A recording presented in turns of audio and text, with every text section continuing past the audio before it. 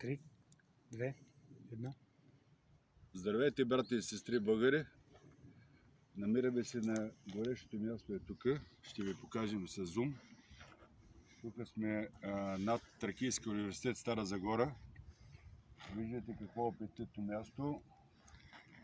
Подходящо за слънчеви панели. Отново, брати и сестри българи, със съдействието на кметовете по населени места, тук в случая кмета на Стара Загора, и със съдействието на шефовете на полицията навсякъде, брати и сестри, се палят нашите гори, брати и сестри българи.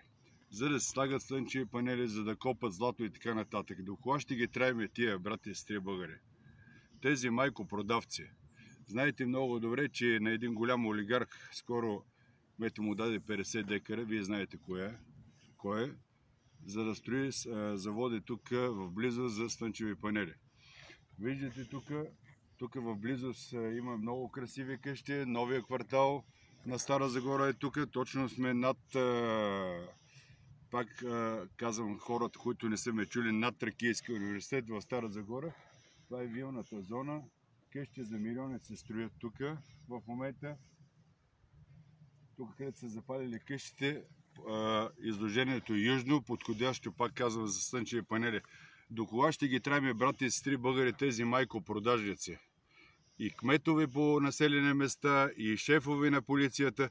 Тези хора съсипват България, брати и сестри българи. Те съдействат на задкулисието на България. Работят за колонизаторите един път и втори път, подчертавам, за задкулисието, които украдоха, разрушиха, унищожиха майка България. Изгониха 3 милиона човека, 1,5 милиона вкараха в гробовете. Виждате, че чрез съдебната система и чрез администрацията, както държавната, така и общинските администрации, си правят каквото си искат задкулисните играчи, брати и сестри българи. С какво са повече, питам аз, тези майкопродавци? Тук пак се разгоря пожара. Виждате, на зум може да видите. Ново пожарче. Вижте, нов пожар. До кога ще ги траеме? Питам, до кога ще ги траеме? Защо мълчите? Това не ми е ясно, бе, хора. Не ми е ясно защо мълчите. След като сте Божий народ. Всички българи са Божий народ. Разбирате ли? Нашите предци се обръщат в момента в гробовете, като виждат завещаната от тях територия. Майка България, как с лекота ни гонят от нея, как с лекота опожаряват къщите ни, домовете ни, избиват животните ни на майка България. Това е хранителният суверенитет. Разбирате ли? Хранителният суверенитет.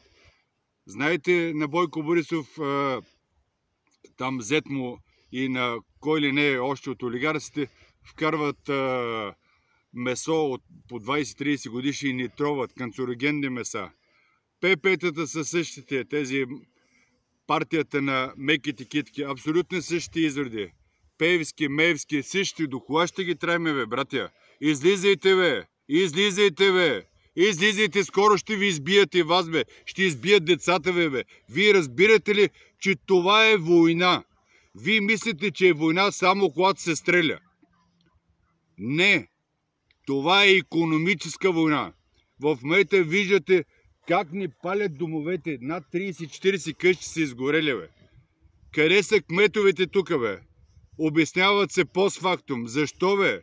Защо допускате да се горят къщите на хората, бе? За да се строите слънчеви панели, бе, майкопродавци. Ще ви ги щупиме, бе! Всичките панели ще бъдат национализирани и ще се подарят на бедните хора, за да си ги сложат върху къщите. Защо върху земеделската земя унищожавате земеделската земя, бе? До кога ще ви търпиме, бе? Изроди! До кога, бе? Всяка година ставате по-нагли, по-нагли и по-нагли. Супер нагли! Затова ли завишихте заплатите на полицията, за да бият хората и за да ги убиват? Знаете, тук бореца, който го убиха пред хората, го убиха полицаите.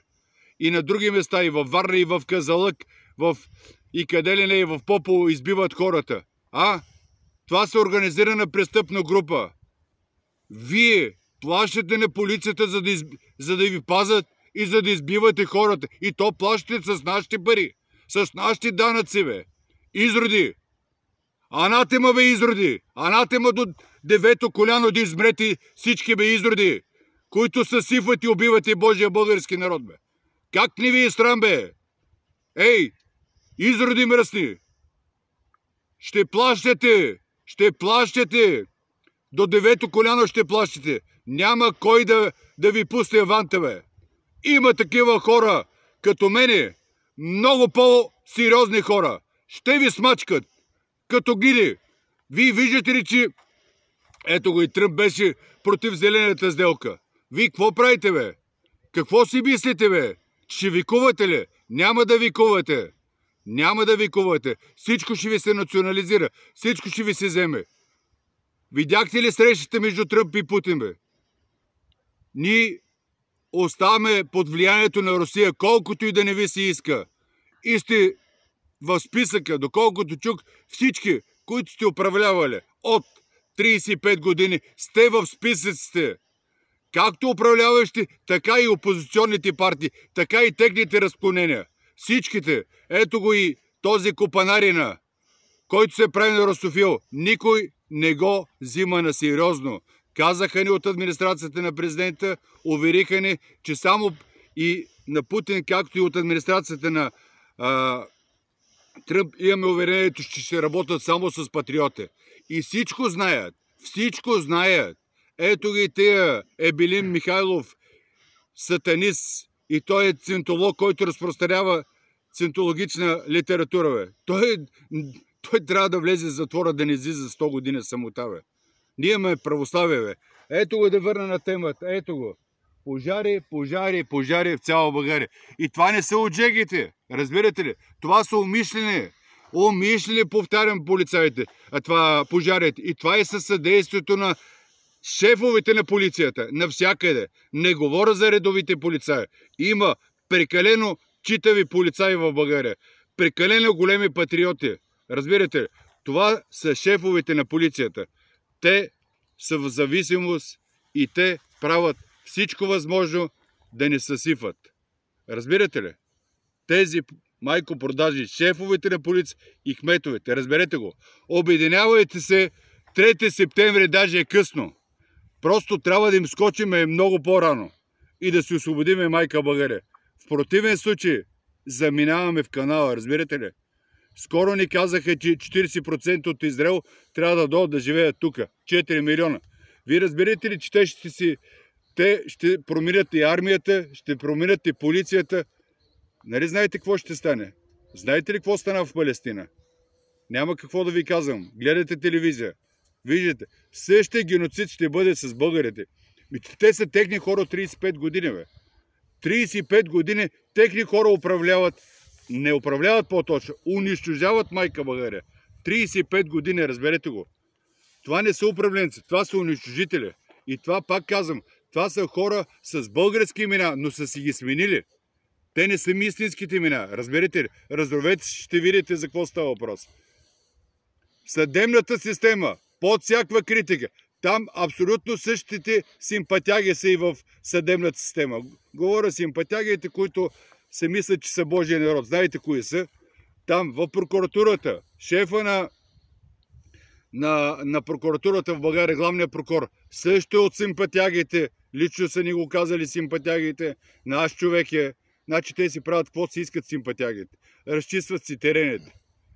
Разбирате ли? От една страна Турция, от друга страна така Божия народ в кавички симпатягите също разчистват. Ние къде сме, бе? Питам, къде сме, бе? Това е нашата земя. Това е земята на нашите предци, която е напоена с кръвта, която е подгизнала с кръвта на нашите предци, на нашите дядовци, на нашите баби, които са умирали и си оставали по полета тук костите, бе, за да не има нас. И днеска да се вее българското знаме. И да сме в една свободна държава. До родина. Но виждам, че няма свобода. В момента сме по-зле от турско робство. Разбирате ли за какво става въпрос? Но аз вярвам това, което подразбрах от нашите приятели, нали, от Руската федерация. Вярвам, че ще има възмездие тук. Вярвам, че ще има сериозно. Вярвам и на нашите Нашите партньори от американците също. И те също ни увериха, че ще има възмездие. Защото тези партии, както основните партии, така и опозиционните партии, те лъжат.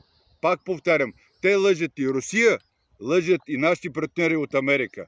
Разбирате ли? Те знаят, че ги лъжат. Но след като заключи войната, просто ще се саморазправяте с тях. Няма да викувате. Всичко ще ви се вземе. Ставайте, българи, да си защитиме майка България. Скоро идва свободата. Ние виждаме вече, знаеме предварително какво ще се случи. Свободата идва. Свободата, всички тези, които са върлували, всички, които са деребействали, повтарям, от 35 години и са унищожавали българите, ще бъдат вкарани в затвора. Ще има народен съд. Народен съд за вас. Изроди, майкопродажници. Анатема на тези изроди. Да живее България. България над всичко. България е била, и ще пребъде во веки веков. Амин, амин, амин.